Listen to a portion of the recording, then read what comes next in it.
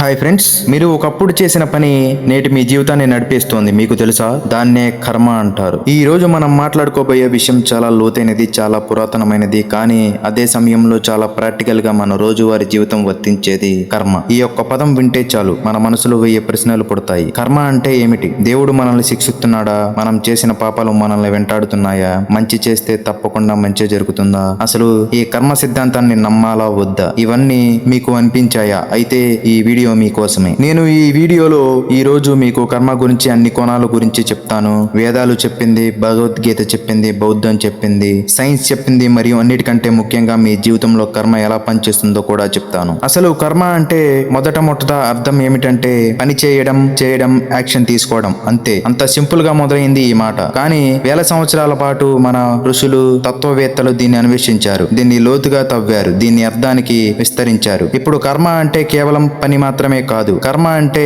మీరు చేసిన ప్రతి పని, మాట్లాడిన ప్రతి మాట, అనుకున్న ప్రతి ఆలోచన, అవన్నీ కలిపిన మీ జీవితం లెక్క. ఇది మీతోనే ఉంటుంది, మీరు మోస్తూనే ఉంటారు. కర్మ అంటే శిక్ష మాత్రమే కాదు. చాలా మంది కర్మను పనిష్మెంట్ తో అసోసియేట్ చేస్తారు. వాడికి కర్మ తగులుతుంది అంటూ మాట్లాడతాం. నా కర్మ ఏమిటో అని బాధపడతాం. ఇది ఇన్కంప్లీట్ అండర్స్టాండింగ్. కర్మ న్యూట్రల్, అది జడ్జ్ కాదు, అది లా. న్యూటన్స్ థర్డ్ లా గుర్తుందా?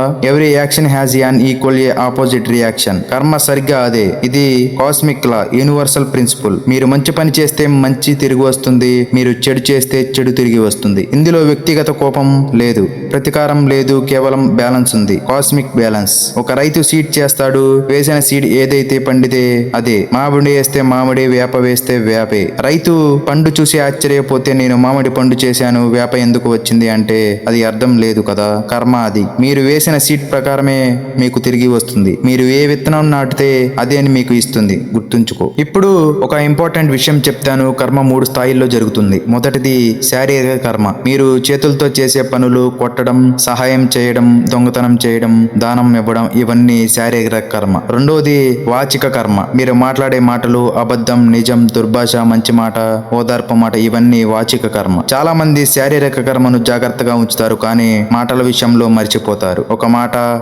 మాట ఒక మనిషి జీవితాన్ని మార్చేస్తుంది, పడగొడుతుంది లేదా లేపుతుంది. నువ్వు ఏమి చేయలేవు అని ఒక టీచర్ చెప్పిన మాట ఒక స్టూడెంట్ జీవితాన్ని నాశనం చేయవచ్చు. నువ్వు చేయగలవు, నమ్ముతున్నావు అని ఒక వ్యక్తి చెప్పిన మాట మరొక జీవితాన్ని మార్చేస్తుంది. స్పీచ్ కర్మ పవర్ఫుల్, చాలా పవర్ఫుల్. మూడవది మానసిక కర్మ. ఇది అందరూ ఇగ్నోర్ చేస్తారు, కానీ ఇది అన్నిటికంటే శక్తివంతమైనది. మీరు మనసులో అనుకునే ఆలోచనలు, అవి కర్మ. ఒక వ్యక్తిని మనసులో తిట్టుకుంటూ, ద్వేషించుకుంటూ, అది మీలో ఒక వైబ్రేషన్ క్రియేట్ చేస్తుంది. ఆ వైబ్రేషన్ మీ పర్సనాలిటీని మారుస్తుంది, మీ డెసిషన్ ను ఇన్ఫ్లుయెన్స్ చేస్తుంది, మీ ఫ్యూచర్ ని షేప్ చేస్తుంది. మీరు ఒకరి మంచి కోసం మనసులో కోరుకున్న అది కూడా పవర్ఫుల్ గా పనిచేస్తుంది. మెంటల్ కర్మ అత్యంత సబ్టిల్, అత్యంత శక్తిమైనది. ఇక్కడ చాలా మంది కన్ఫ్యూజ్ అవుతారు. కర్మ అంటే ఫేట్ మాత్రమేనా అని. ప్రీ డిటర్మైన్డ్ గా ఉంటాయా? మనం చేసేది ఏదైనా మారుతుందా? ఇది చాలా ఇంపార్టెంట్ క్వశ్చన్. కర్మ మరియు ఫేట్ రెండు వేరు. ఫేట్ అంటే మీకు ముందే రాసి ఉన్నది, మీరు ఏమి చేసినా అది అలానే జరుగుతుంది, మీకు కంట్రోల్ లేదు. కర్మ అంటే మీరు చేసిన దాన్ని రిజల్ట్. మీకు చాయిస్ ఉంది,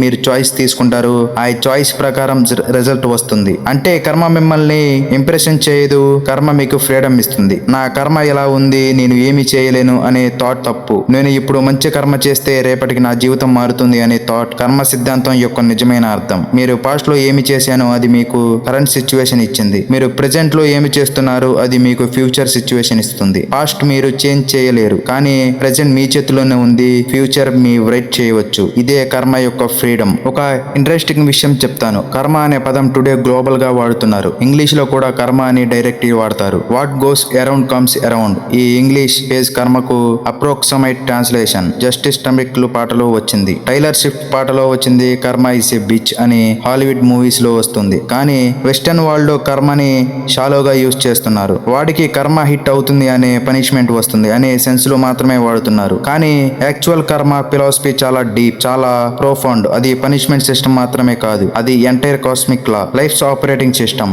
ఈ వీడియోలో మనం డెప్త్ గా ఎక్స్ప్లోర్ చేద్దాం. మన శాస్త్రాలు కర్మను 3 ప్రధాన రకాలుగా విభజించారు. 1 సంచిత కర్మ, 2 ప్రారబ్ధ కర్మ, 3 ఆగామి కర్మ.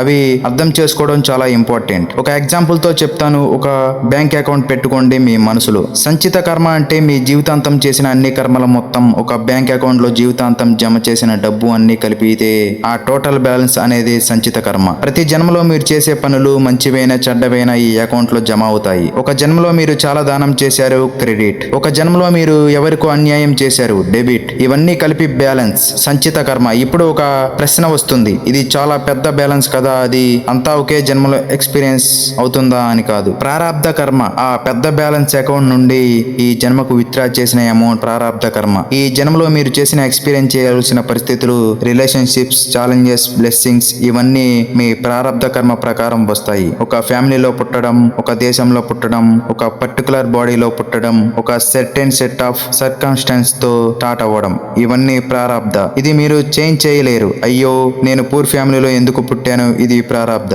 నాకు ఈ డిసీజ్ ఎందుకు వచ్చింది, ఇది ప్రారాబ్ధ. కానీ ఇక్కడ ఇంపార్టెంట్ పాయింట్ ఉంది. ప్రారాబ్ధ మీ స్టార్టింగ్ పాయింట్ మాత్రమే, అది మీ ఎంటైర్ లైఫ్ లో కాదు. మీరు పూర్ ఫ్యామిలీలో పుట్టారు, ఇది ప్రారాబ్ధ. కానీ మీరు పరిశ్రమలలో కష్టంలో సక్సెస్ఫుల్ అవుతారా వద్దా, ఇది చాయిస్, మీ ఆగామి కర్మ. ఆగామి కర్మ అంటే రాబోయేది. ఈ జన్మలో ఈ క్షణం నుండి మీరు చేసే పనులు, మాట్లాడే మాటలు, అనుకునే ఆలోచనలు, ఇవి మీ ఫ్యూచర్ ని క్రియేట్ చేస్తాయి. ఇది కంప్లీట్లీ మీ చేతుల్లో ఉంది. ఇది మీకు ఫ్రీడమ్ ఇస్తుంది, ఇది మీకు హోప్ ఇస్తుంది, ఇది మీకు రెస్పాన్సిబిలిటీ ఇస్తుంది. మీ ఫ్యూచర్ ఫిక్స్డ్ కాదు. మీరు ఇప్పుడు ఏమి చేస్తున్నారో అది మీ ఫ్యూచర్ ను రైట్ చేస్తుంది. ఇది పవర్ఫుల్ రిలీజియేషన్. మన శాస్త్రాలు కర్మను క్వాలిటీ ప్రకారం కూడా విభజించారు. సత్కర్మ, మంచి పనులు, దానం, సేవ, సత్యం చెప్పడం, ఇతరుల మంచి కోసం పనిచేయడం, ఇవన్నీ సత్కర్మ. దుష్కర్మ, చెడు పనులు, హింస, అబద్ధం, దొంగతనం, ఇతరులకు హాని, ఇవన్నీ దుష్కర్మ. అకర్మ, ఇది చాలా ఇంట్రెస్టింగ్ కాన్సెప్ట్. అకర్మ అంటే చేయాల్సింది చేయకపోవడం, inaction when action is needed. ఒక వ్యక్తి నీళ్ళల్లో మునిగిపోతున్నాడు, మీకు తెలుసు, మీరు సేవ్ చేయగలరు కానీ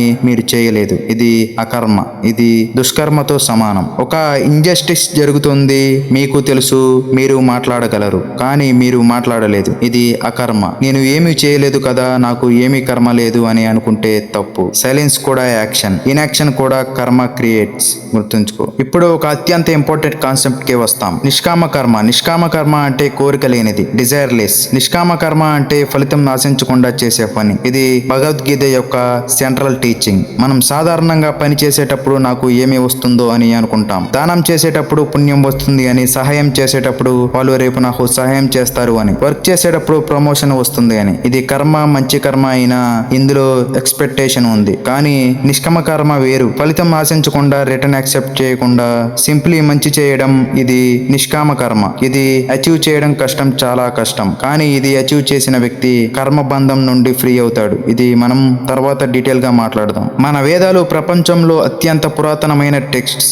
దాదాపు 3500 నుండి 5000 సంవత్సరాలవి పాతవి. వేదాల్లో కర్మ కాన్సెప్ట్ మొదట్లో రిట్యులిస్ట్ గా ఉండేది. యజ్ఞం చేయడం, పూజ చేయడం, హోమం చేయడం, ఇవి కర్మలు. వీటిని సరిగ్గా చేస్తే మంచి ఫలితం వస్తాయి. ఇది వేద కర్మ. మీరు రైతులైతే వర్షానికి, ఇంద్రుడికి హోమం చేయండి. మీరు యుద్ధానికి వెళ్తే విజయానికి పూజ చేయండి. మీకు పుత్ర కాముకత ఉంటే నిర్దిష్ట యజ్ఞం చేయండి. ఇది చాలా కాంక్రీట్, ప్రాక్టికల్ అప్రోచ్. కానీ వేదాలు ఇన్వాల్వ్ అవ్వాయి. ప్రశ్నలు వచ్చాయి. కేవలం రిట్యూల్ చేస్తే సరిపోతుందా? ఇన్నర్ ప్యూరిటీ లేకుండా పాపాన్ని మనసులో అనుకుంటూ చేతులతో పూజ చేస్తే అది పని చేస్తుందా? ఈ క్వశ్చన్ నుండి పుట్టాయి ఉపనిషత్తులు. ఇవి గురువు దగ్గర శిష్యుడు కూర్చొని సంభాషణల రూపంలో చెప్పిన జ్ఞానం. ఉపనిషత్ అంటే దగ్గర నిశ్చలంగా కూర్చోవడం, అంటే గురువు దగ్గర నిశ్చలంగా శ్రద్ధగా కూర్చొని వినే జ్ఞానం ఉపనిషత్. ఉపనిషత్తులో ఒక పవర్ఫుల్ స్టేట్మెంట్ ఉంది, యథా కర్మ యథా శృతం. మీరు ఏమి చేస్తారో, మీరు ఏమి వింటారో అదే మీరు అవుతారు. ఇది రివల్యూషనరీ ఐడియా. మీరు ఏం కన్జ్యూమ్ చేస్తారో, ఆహారం, మాటలు, ఆలోచనలు, సంగీతం, పాఠాలు, ఇవన్నీ మీ కర్మను షేప్ చేస్తాయి. మీరు రోజు ద్వేషపూరిత కాంటెంట్ చదివితే మీ మనసు ద్వేషంతో నిండుతుంది. అదే ద్వేషం మీ యాక్షన్ లో కనిపిస్తుంది. ఆ యాక్షన్స్ మీ కర్మ అవుతాయి. మీరు రోజు ప్రేమ గురించి, నాలెడ్జ్ గురించి, గ్రోత్ గురించి చదివితే మీ మనసు చాలా ఫామ్ అవుతుంది. మీ యాక్షన్స్ చాలా ఉంటాయి. అసలు భగవద్గీత అంటే ఏమిటి? ప్రపంచంలోనే అత్యంత ప్రోఫౌండ్ స్పిరిచువల్ టెక్స్ట్ లో ఒకటి. ఇది కురుక్షేత్ర యుద్ధ భూమిలో కృష్ణుడు అర్జునుడికి చెప్పిన జ్ఞానం. అర్జునుడికి సడన్లీ వీక్నెస్ వచ్చింది. నా ముందు ఉన్నది నా ఫ్యామిలీ, నా టీచర్స్, నా ఫ్రెండ్స్. వీళ్ళని నేను ఎలా చంపగలను ఈ రాజ్యం కోసం అని కొలాప్స్ అయ్యాడు. ఆ మూమెంట్ లో కృష్ణుడు 18 చాప్టర్స్ తో ఇచ్చిన జ్ఞానం భగవద్గీత. మొత్తం గీతలో అన్నిటికంటే సెంట్రల్ టీచింగ్ కర్మ గురించి. అసలు పునర్జన్మ నిజమా? ఇప్పుడు ప్రతి సున్నితమైన విషయానికి వస్తున్నాం. పునర్జన్మ, తిరిగి జన్మించడం. చాలా మంది దీన్ని నమ్మరు. ఇది మూఢనమ్మకం అంటారు. రుజువు ఏది అంటారు. కానీ ఒక న్యాయమైన ప్రశ్న. కానీ ఆశ్చర్యంగా పునర్జన్మ గురించి శాస్త్రీయ సాక్ష్యాలు పేరుకుపోతున్నాయి. ఇయాన్ స్టీవెన్స్ అనే శాస్త్రవేత్త వర్జీనియా విశ్వవిద్యాలయంలో పనిచేశారు. చేశారు. అతను 40 సంవత్సరాల పాటు 3000కు పైగా పునర్జన్మ కేసులు అధ్యయనం చేశాడు. పిల్లలు నిర్దిష్ట వివరాలు చెప్తారు. నా మునుపటి జన్మలో నేను ఫలానా ఊళ్ళో ఫలానా వ్యక్తిని, నా ఇల్లు ఇలా ఉంటుంది, నా కుటుంబం ఇలా ఉంటుంది అని ధృవీకరించినప్పుడు అవన్నీ సరిగ్గా ఉంటాయి. ఇవి యాదృచ్ఛికంగా వివరించడం సాధ్యం కాదు. బ్రయాన్ విషయ అనే ఒకే మనోక నిపుణుడు కొలంబియా విశ్వవిద్యాలయంలో చదివాడు. హేతువాది, సందేహవాది. కేథరిన్ అనే రోగిని మత్తు చికిత్సలో వెనక్కి తీసుకువెళ్లాడు.